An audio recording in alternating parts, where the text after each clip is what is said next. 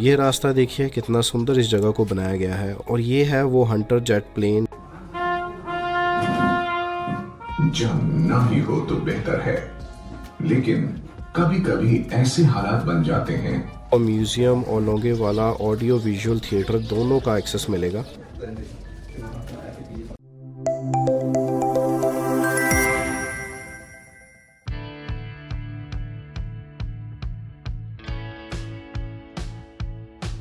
तो हमें यहाँ मिला है टोल, जो कि काफ़ी फैंसी बनाया हुआ है, आप देख सकते हो, ओल्ड फैशन आप कह सकते हो। तो ये बीच में एक क्या बोलते हैं इसको वैसे, ट्रैंक ट्रेलर क्या जो भी है, हाँ रास्ते के बीच में एक कंटेनर डब्बा रखा हुआ है जिस पे लिखा हुआ है टोल पर काट दिया लाजा, टोल लाजा, फिर लिखा हुआ है खुईवाला लिखा हुआ है, और फिर दोनों बैरिकेड्स लगे हुए हैं आने वालों के लिए, जाने वालों के लिए। और बैरिकेड ऊपर नीचे करने के लिए बंदा है, वो ऑटोमेटिक नहीं है, वो भी मैनुअल है, पत्थर रखे हुए हैं उसमें, मैनुअल है। एक पत्थर बढ़ा देते हैं जब उठाना हो और एक पत्थर कम कर देते हैं। सामने देखिए वो आपको एक बंदा पन्ना लिया हुआ सर पे नजर आ रहा है, वो सामने, ये सामने नजर आ रहा है। तो वो जो है वो बंदा टोल गिरा रहा है, उठा रहा है। अगर आप भागने की कोशिश करेंगे तो वो टोल गिरा देगा, और अगर कभी कोशिश मत कीजिएगा, बाद में सॉरी भी नहीं बोलते हैं। और टोल कितने का है मैं आपको बताऊंगा जैसे ही हमारे बंसल साहब गाड़ी पर जाएंगे वहाँ पर। दूसरा इन्होंने साथ में टोल गेट नहीं है, ये टोल गेट है, तो हमें टोल लेना है यहाँ से, हमें देना नहीं है। इस पे लिखा हुआ है टोल गेट, दिखा दे, यहाँ पे टोल गेट है, टोल गेट नहीं है। इनके मुताबिक मिलना चाहिए, हमें मिलना चाहिए, हम इनसे मांगेंगे भी, क्योंकि इन्होंने कहा है टोल गेट, तो हम पूछेंगे ये टोल गेट है तो आप हमें दीजिए, तो हमें यकीन है कि हमें देंगे नहीं, ये हमसे लेंगे। अगर ये हमसे लेंगे और देंगे तो हमें देना भी पड़ेगा, क्योंकि हमें आगे जाना ही है। ये जल्दी वालों को वहाँ से भी जो भी है ले दे के, जैसे भी है हम इसको करेंगे पार, चाहे लें या दें।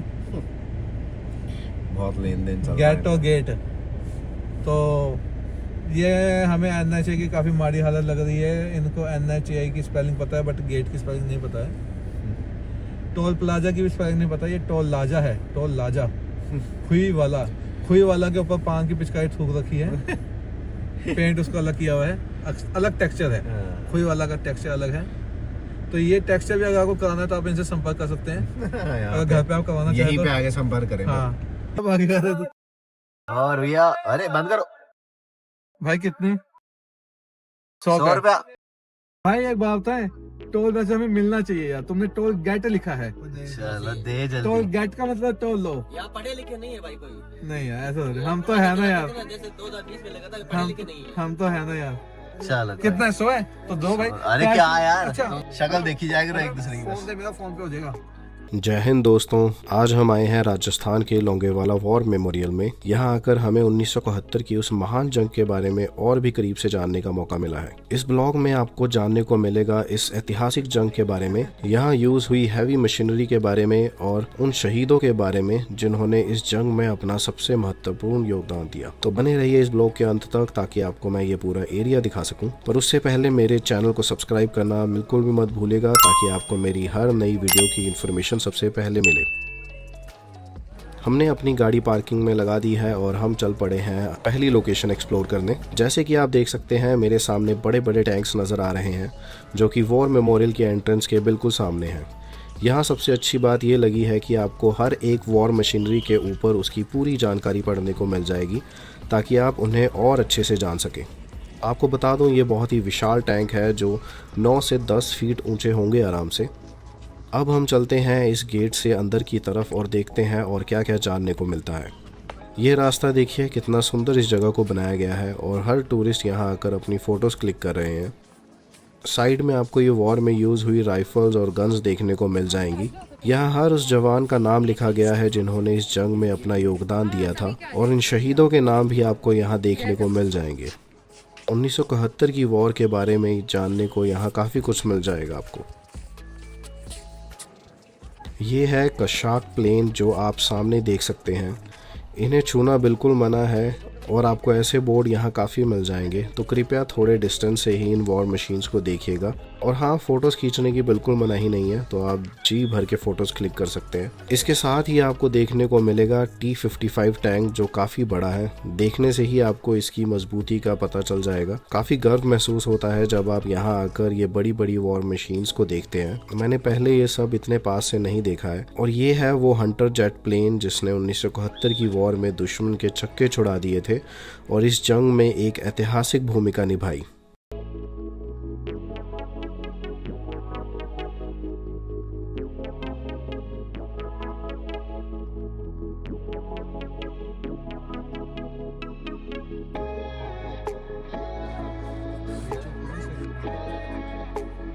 वॉर मेमोरियल से बाहर आने के बाद हम चल पड़े हैं अगले एरिया की तरफ, जहां आपको ये कैप्चर्ड M4 शर्मन टैंक देखने को मिल जाएगा।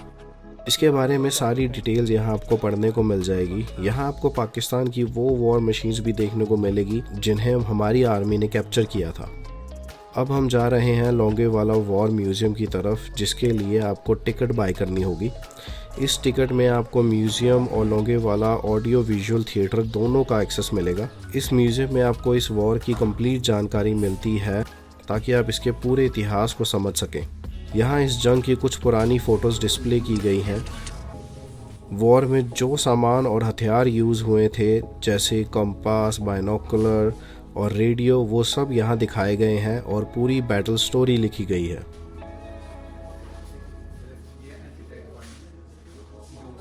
वहाँ से अगले रूम में आते हैं तो आपको anti tank mines, anti tank rounds और ढेर सारी राइफल्स और गन्स देखने को मिलती है।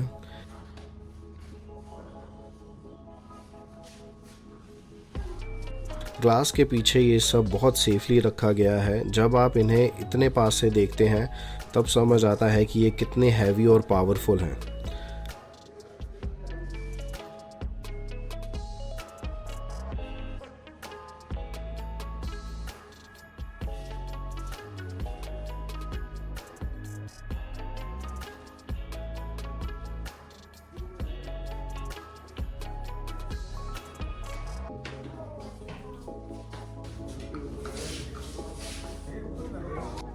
लास्ट रूम में आपको एक वॉर पोजीशन रेप्लिका देखने को मिलती है, जहां आप युद्ध स्थल को लाइव देख सकते हैं टैंक्स और बंकर के साथ। इससे आपको जंग की सही पोजीशन के बारे में पता चलता है। म्यूज़ियम से बाहर आने के बाद अब हम चलेंगे थिएटर की तरफ।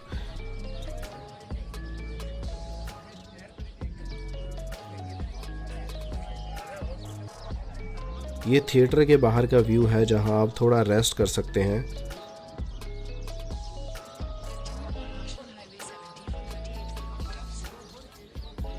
कुछ देर लाइन में वेट करने के बाद हम अंदर चल पड़े हैं। एंट्री पर ही आपको एक जोशीला म्यूजिक सुनने को मिलता है जो आपका दिल जीत लेगा। फिर सिटिंग एरिया में आपको इस वॉर के विजुअल्स दिखाए जाते हैं और कुछ नए फैक्ट्स बताए जाते हैं।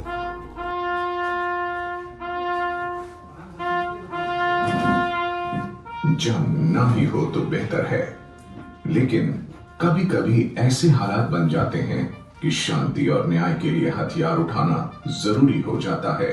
और हाँ, काफ़ी विजुअल्स आपको पहले देखे हुए लगेंगे। अगर आपने बॉर्डर मूवी देखी है तो वही सेम विजुअल्स आपको यहाँ देखने को भी मिल जाएंगे। लोंगेवाला में हुई जंग और उसमें मिली जीत ने यह सिद्ध कर दिया कि भारतीय सेना विश्व की सर्वश्रेष्ठ सेना है, जो हर परिस्थिति में अपनी वीरता से कोई भी युद्ध जीतने में सक्षम है। जय हिंद। भारत माता की। तो दोस्तों, इसे बिल्कुल भी मत मिस कीजिएगा। अगर आपके पास टाइम है तो यहाँ आना बिल्कुल वर्थ है। तो ये था लोंगेवाल वॉर मेमोरियल और हम दोनों लोकेशंस देखा है। यहाँ पे दो पार्ट्स में ये बना हुआ है, और एक लोंगेवाल वॉर मेमोरियल और एक लोंगेवाल स्थान। तो आप दोनों ज़रूर एक्सप्लोर करके आइएगा। और बहुत अच्छा था। हमने एक टिकट बाय करी थी जिसमें आप 15 मिनट की मूवी और जो उन्होंने वॉर मेमोरियल म्यूज़ियम बनाया वो आप देख सकते हो। एंड बहुत क्लीन और साफ़ सुथरा है यहाँ पे एरिया, और बहुत अच्छा लग रहा है यहाँ पे आके।